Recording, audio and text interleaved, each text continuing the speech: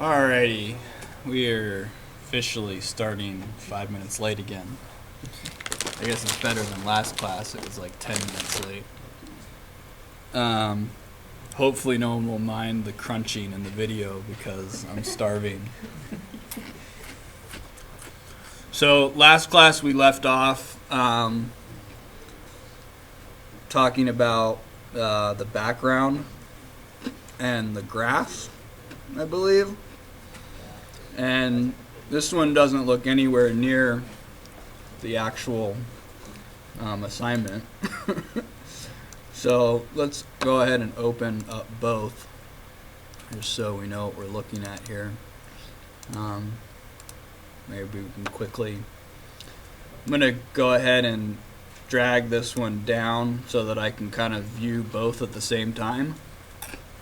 I'm going to make that a little smaller and make this one a little bigger because I'm trying to figure out what we need to do here.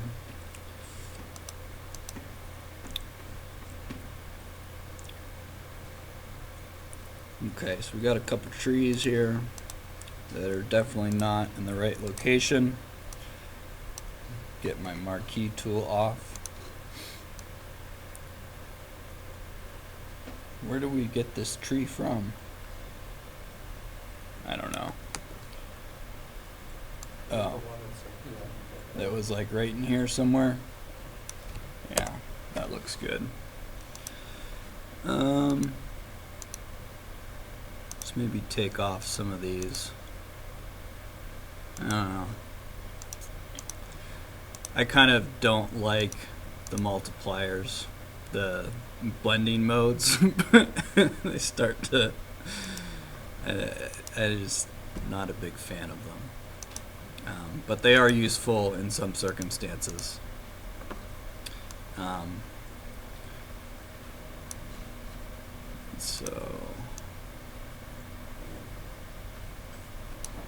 Okay, these trees are definitely a bit bigger. I'm also going to delete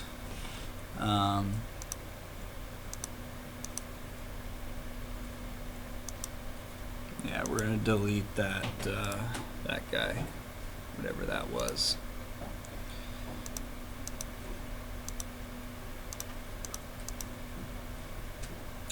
Okay, so we have a couple trees to drop in here, maybe one in here and two over here.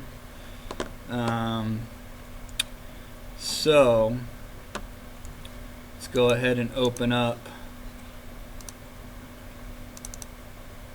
Entourage and maybe grab this tree. And again, we want to change its bitmap to 16 and the size of the image to 100 dpi so it's similar. And we can go ahead and drag him on in. Go ahead and close that. And Control T to scale him a bit.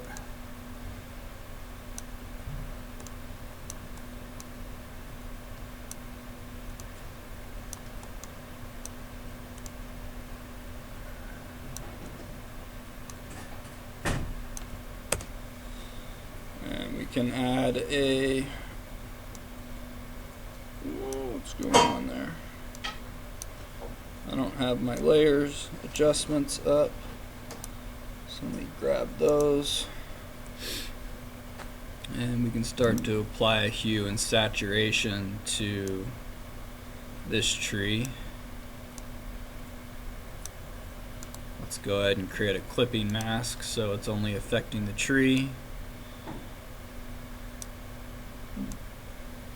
I don't know, that looks okay to me for now. So we got to add some of the other trees in here as well. So let's open up and get the Norway spruce going.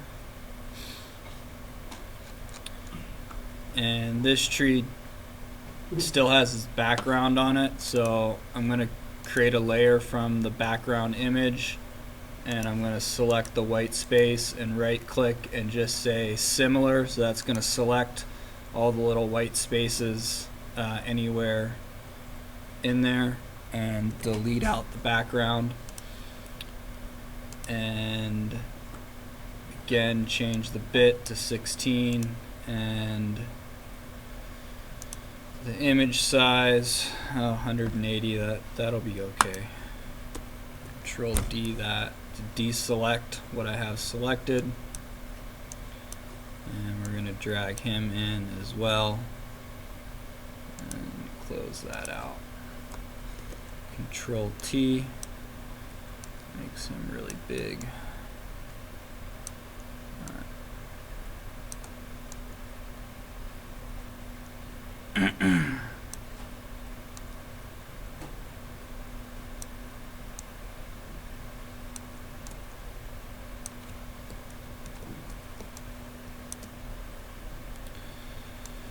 So I'm just kind of sizing it to be appropriate, and then can put a hue and saturation on it.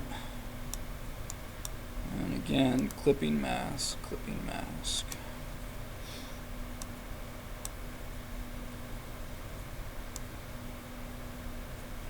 Doesn't seem to be doing a whole lot.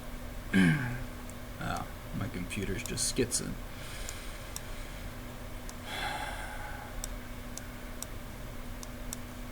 So we get something that we like, and we can duplicate it. And let's make it a bit larger.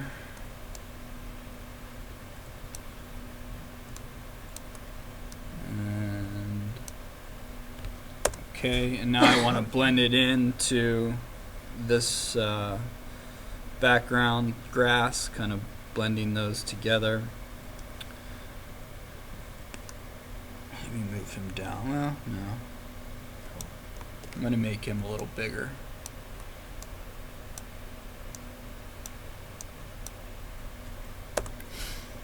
And I believe, yeah, that's that grass that we made. So I'm going to utilize the layer mask that we created and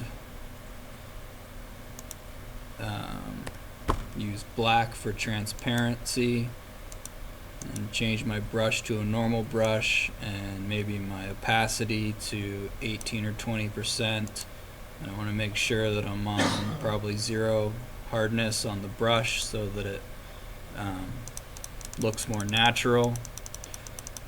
And then I can start to basically brush out that grass, exposing the tree so it looks like the tree is kind of nestled in there.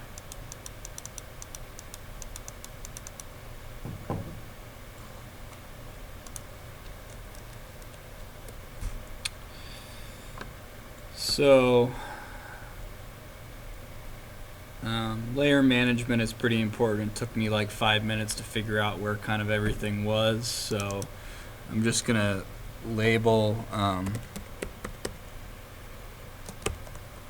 these trees as conifers and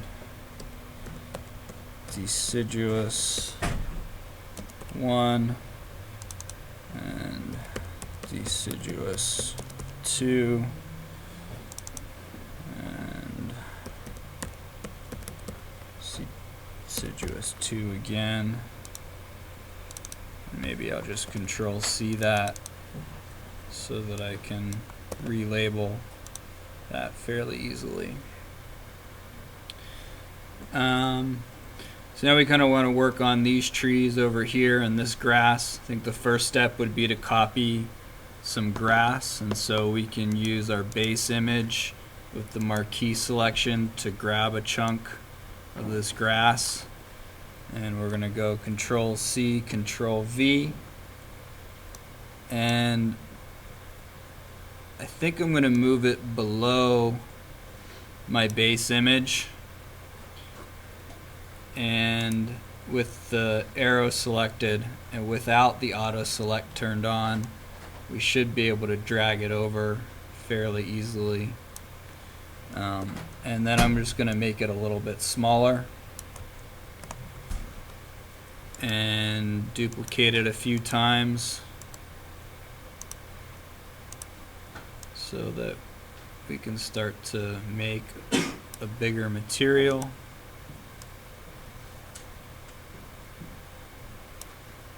And now that I have it duplicated, I can duplicate all 3 of those layers at the same time and just start to build on this thing.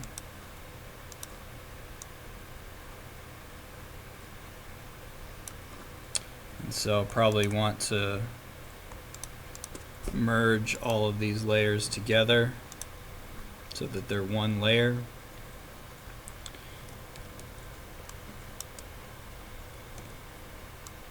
And again, we can start to apply maybe a hue saturation, lightening that up. And again, we want to do a clipping mask.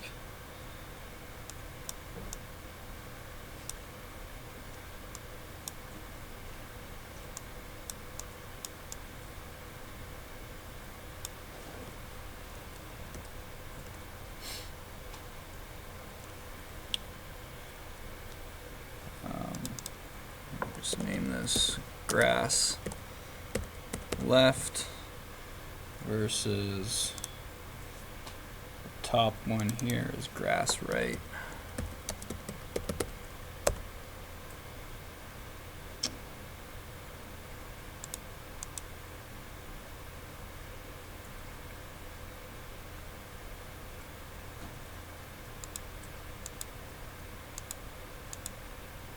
Because we talked about high pass last class, right? Yeah. So once we get the other trees in here, we'll do a high pass over the trees and the background, and then we'll put in the people, and then we can do basically a high pass over the entire image again.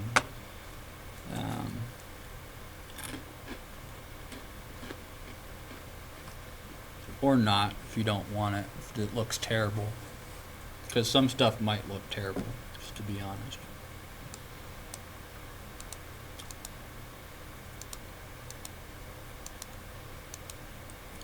Okay.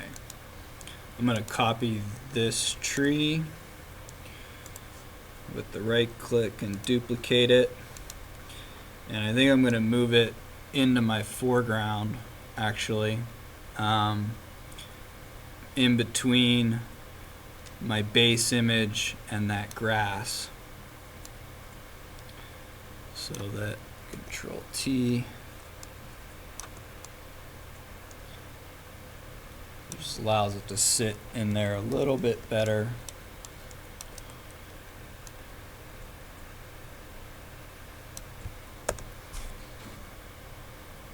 And we can create a clipping or a layer mask on the tree itself and just start to blend the grass with the tree to make it look like it's kind of nestled in there. And I want to say that we want, what, one more tree. So we're going to duplicate that layer again, and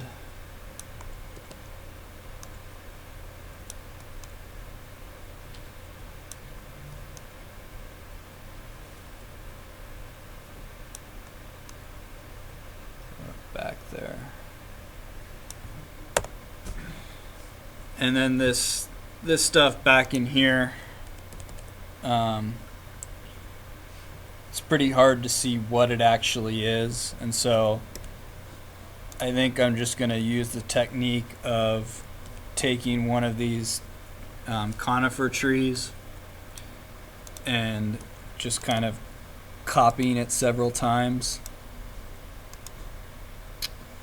And making it fairly small.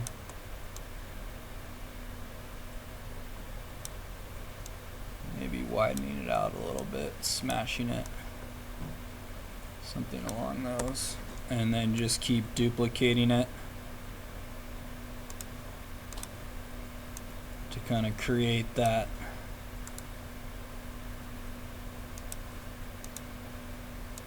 layer of darkness back there.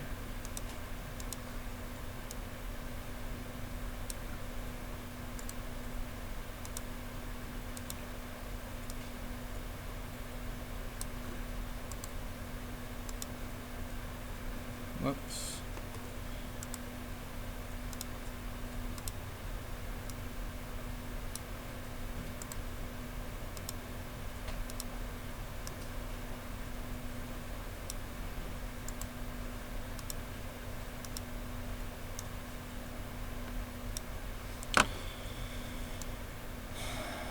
Well, that's a lot of conifers.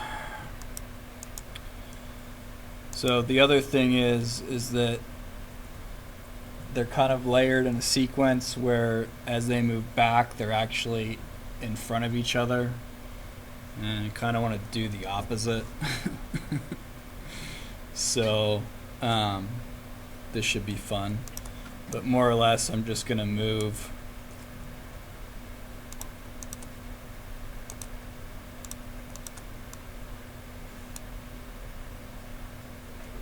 I feel like this is not working out here.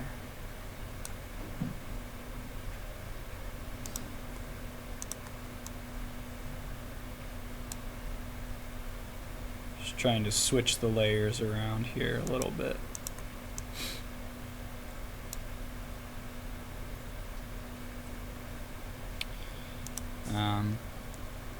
The other thing I think I'm going to do is I'm going to create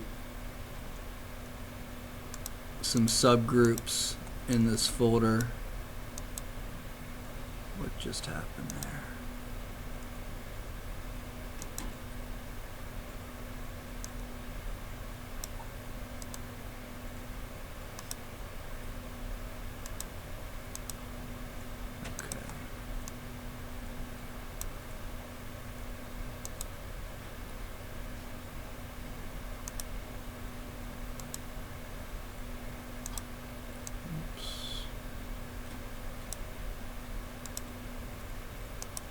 Put my deciduous trees in one folder. We can call those deciduous and conifers right.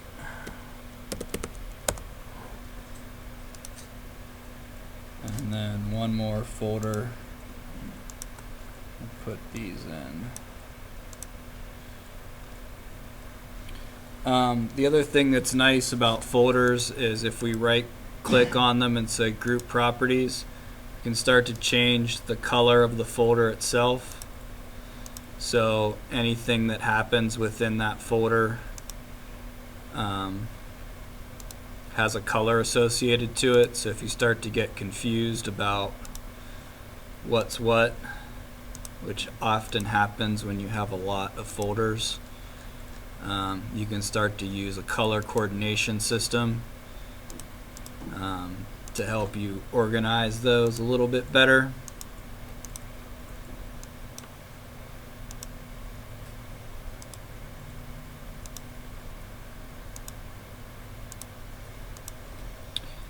So I have one folder that's red, right, that has all the trees in it, and then each additional group within that folder has its own color, so you can easily see what's what. And then as you move a layer to another folder or group, it should change color as well. So that helps sometimes trying to figure out what's what. I think I want to apply a new layer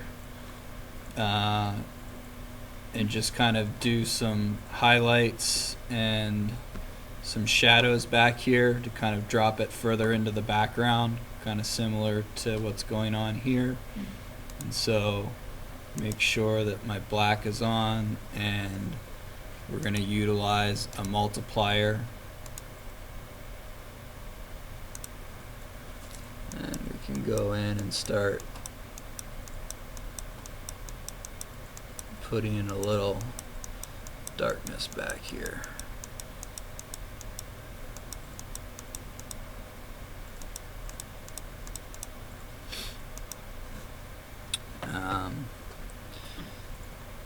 And then also you can start utilizing highlights.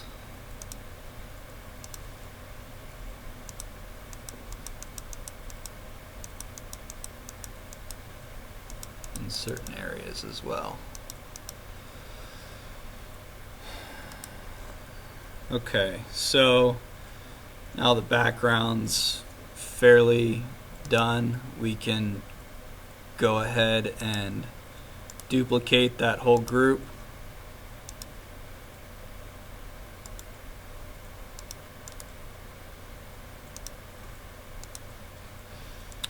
And merge the group to make one layer. And we can go into our filters and utilize a high pass. 5.5, 6 is pretty reasonable. And put an overlay blending mode on that. Just kind of adds a little more detail. Overall, you can see it in the sky and in the trees. That detail pop out. You know, it seems like the high pass, when you turn it off, makes the other layers like blurry. And is it really like, you know, like I didn't think it was blurry before I did the high pass, but it might have been.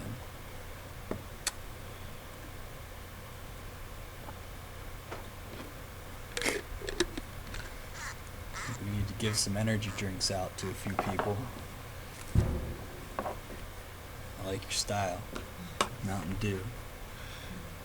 And Pepsi. All right.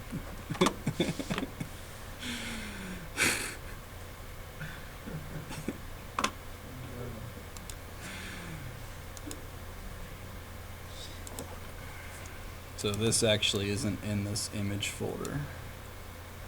It is now though.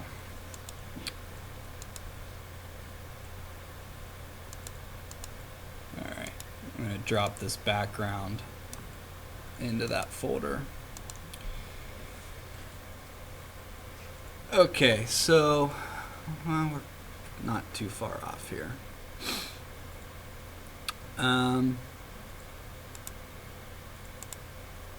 Yeah, I want to delete this high pass layer too.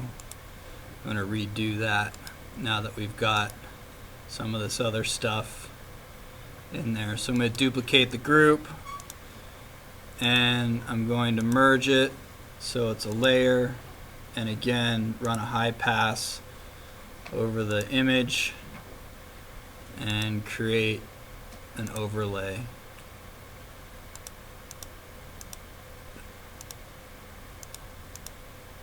Just add some detail.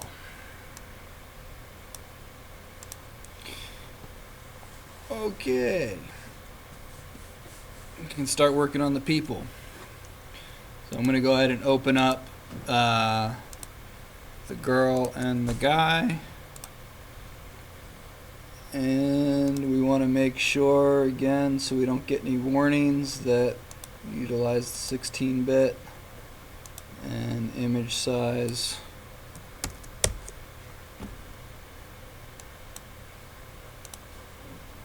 And we can drag him in, close this out, and again, 16-bit image size.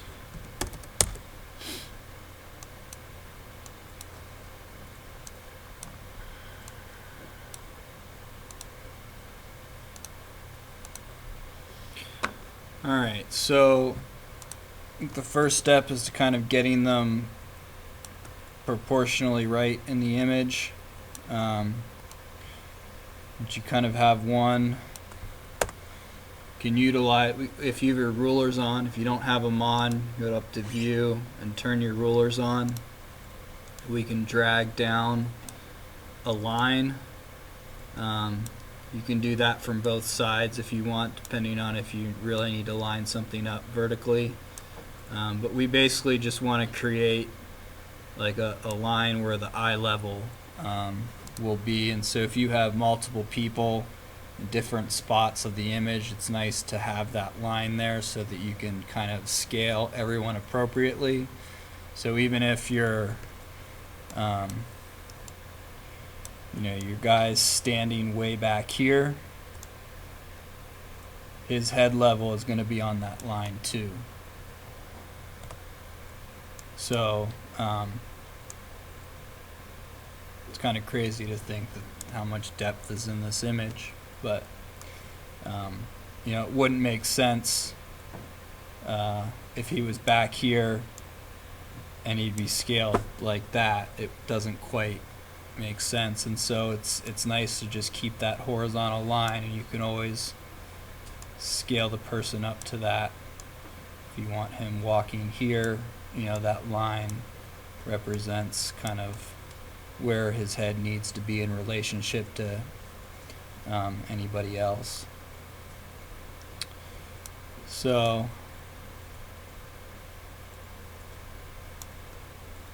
did I accidentally flip him without realizing it?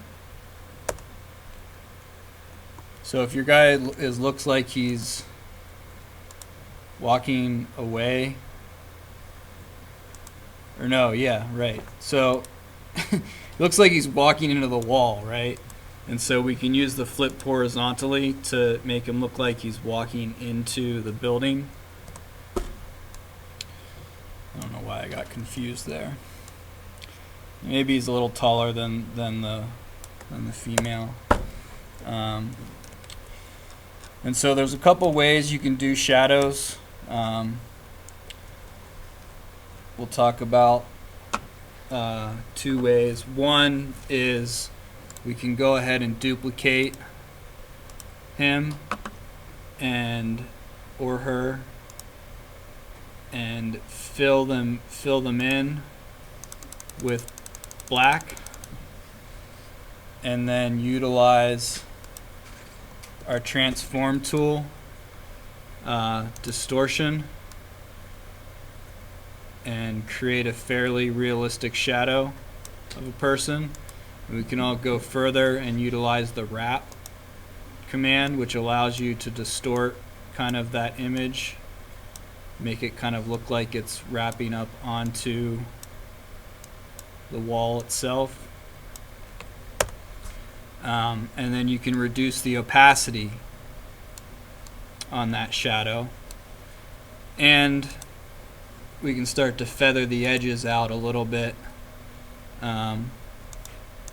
with we need to have our brush on normal, but you can start to feather it out a little bit so it's not such a hard edge. And you move the shadow below the guy so it looks like it's more realistic. And then you can also utilize a new layer and add additional shadow work similar to the ambient shadow, using the multiply layer or multiply blending mode to make him even more grounded.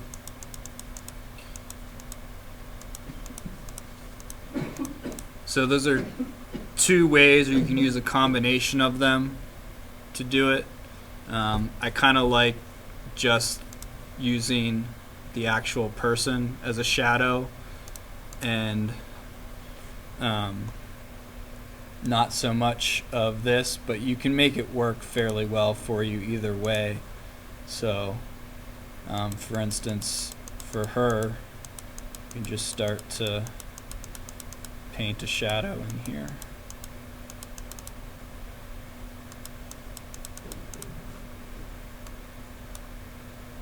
Now you can see that works just the same as doing a more hard shadow of the actual person. Other things that we can do are some other filters. So I'm not going to actually do it to this specific layer. I want to duplicate her so that I'm not messing up the original. And maybe we only want to do part of it, but we can start to utilize a blur, a motion blur, where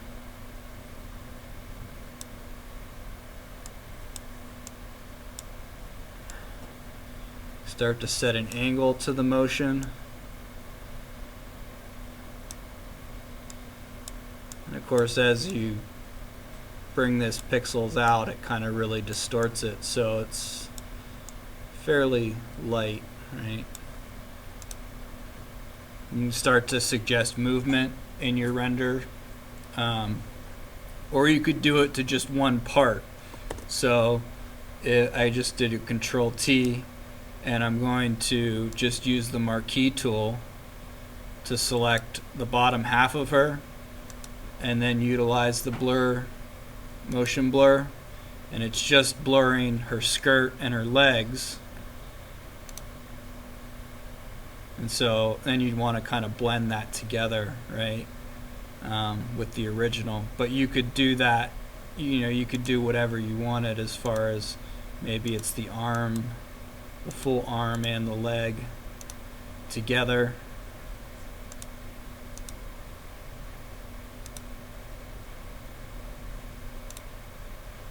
Right, so you can do some interesting things with the blur tool.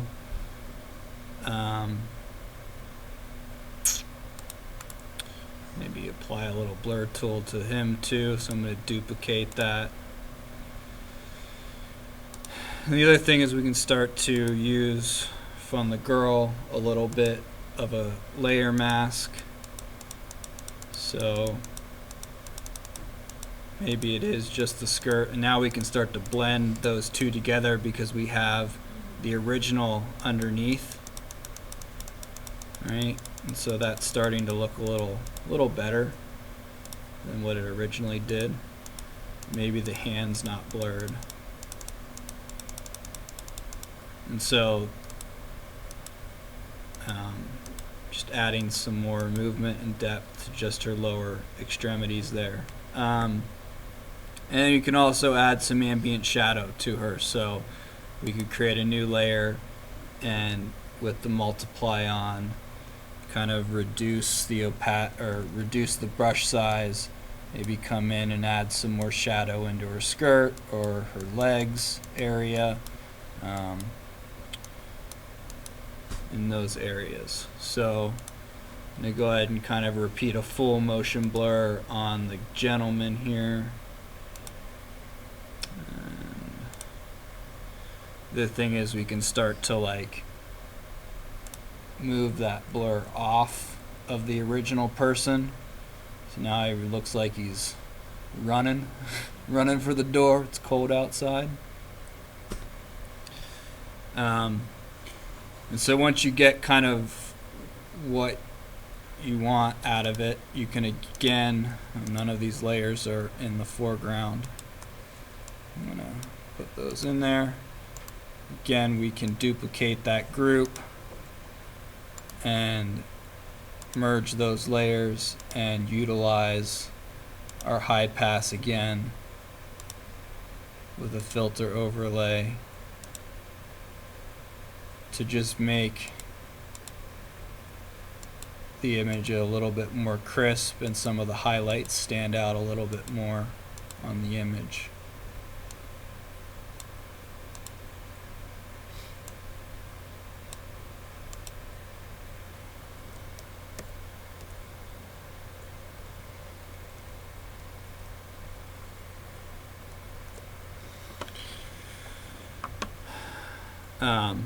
We could take that one step layer, duplicate the layers, merge them all together, and do another high pass over the entire image if you wanted to.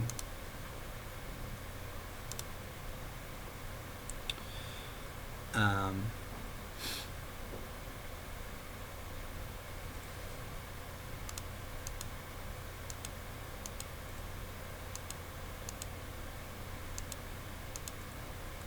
yeah. So maybe a brightness contrast over the entire image.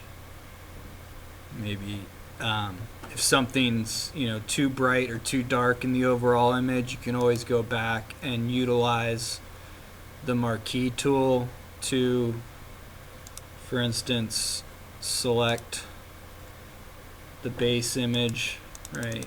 Pretty much everything. If I bump this up to like 50, I should be able to select most of the actual building, right?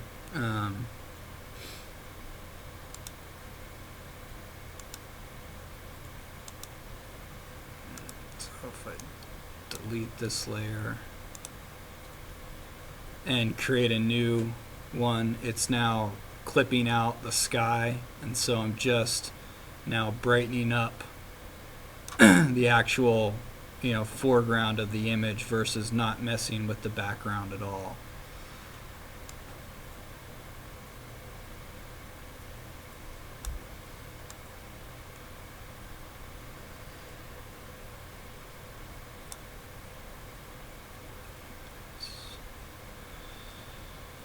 Okay, so that pretty much sums up the project. If you haven't saved your file already, save as, and save it as a Photoshop file, and also save it as a JPEG or an image.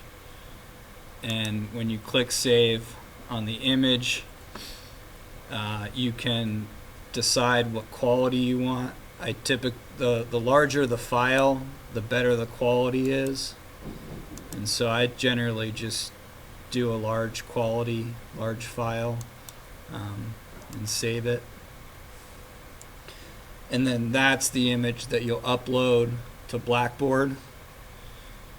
That's one of the images you'll upload to Blackboard. The other image is, I would close out all of your adjustments and just make this as big as possible. And I want an image that shows all the layers. So it might take 2 images to get all the layers. So either a print screen or a snipping tool. You don't necessarily need the image in there, but so save that, and whoops, cancel, and then scroll up. However many you need to get all your all of these layers shown. Upload all of those at once. Don't upload one image and then submit, and then upload another image and submit. Upload all 3 or 4 images at the same time and submit them all at once. Okay? So, the last 30 minutes of class, I'm going to basically open it up to lab for people to work on the project. If you have any questions, don't hesitate to ask me or one of the TAs. But I do briefly want to go over assignment 3, which next week we'll jump into Illustrator. And the assignment itself is basically asking you to take one of your old projects and create a presentation board layout with that. So over the weekend, you may want to go back into your files and grab 3 vector graphics, which are basically floor plans of some sort, 3 images, and put them in a file folder, so next week you're not scrambling to look for that stuff. Okay? If you don't have that stuff, then I would utilize probably something off the internet. Just grab some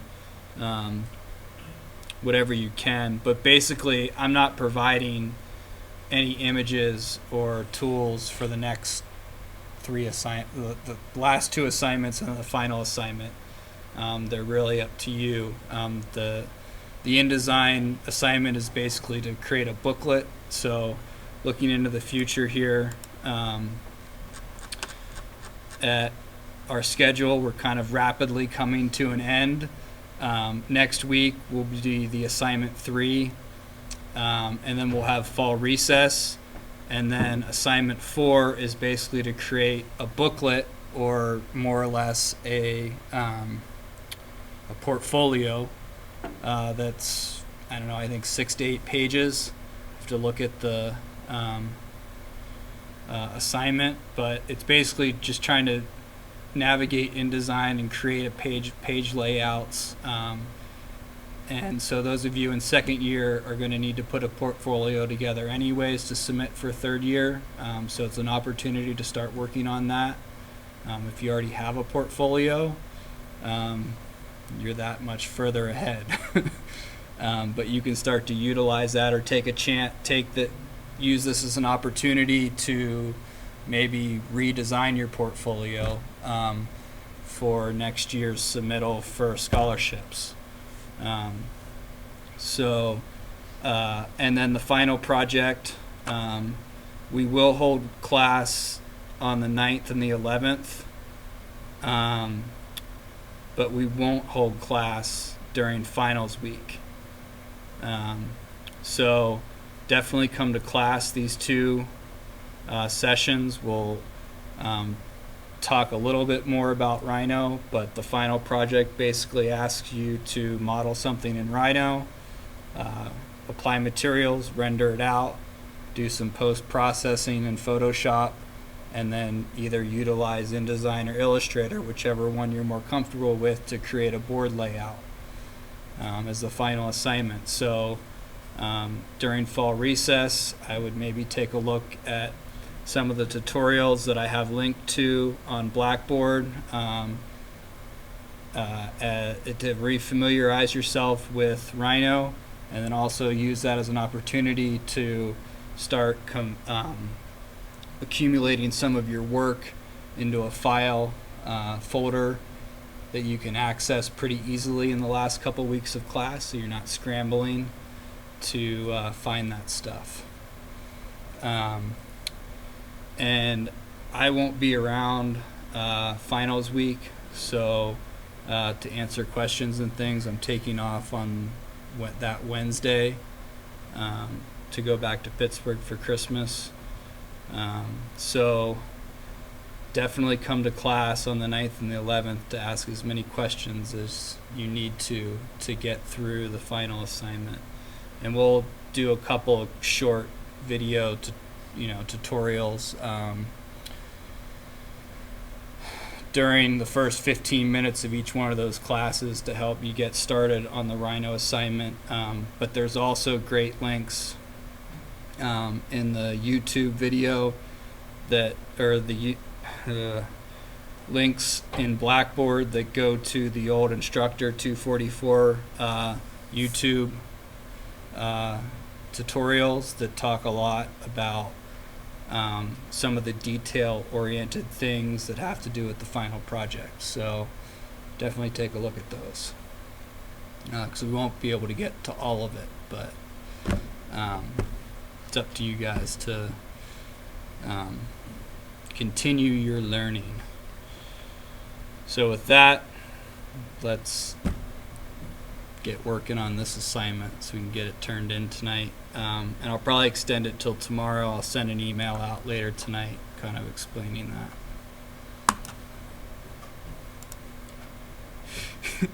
He's like, help. I'm asking help. I just have a general impression. Oh. Are you being graded on how close we get to the actor picture, or the version you did in We're grading you on whether or not you're utilizing clipping masks and blending modes.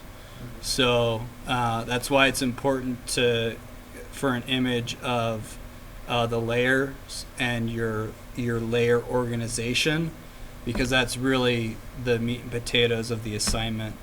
It's not necessarily what the render looks like. I think like 5 points out of 100 is like, does it look nice? You know, the rest of it's like, you know, did you use blending modes and layer masks and layer adjustments on the particular objects? And that's really the game. You know, the end game is to know and understand how to utilize those things to enhance your image. Okay. Where did you get that snipping tool? Is it just something that's... So the snipping tool in Windows you can find in the search bar. Oh, so it just is a Windows application? Yep. Okay, yeah, it is. Right. Yeah.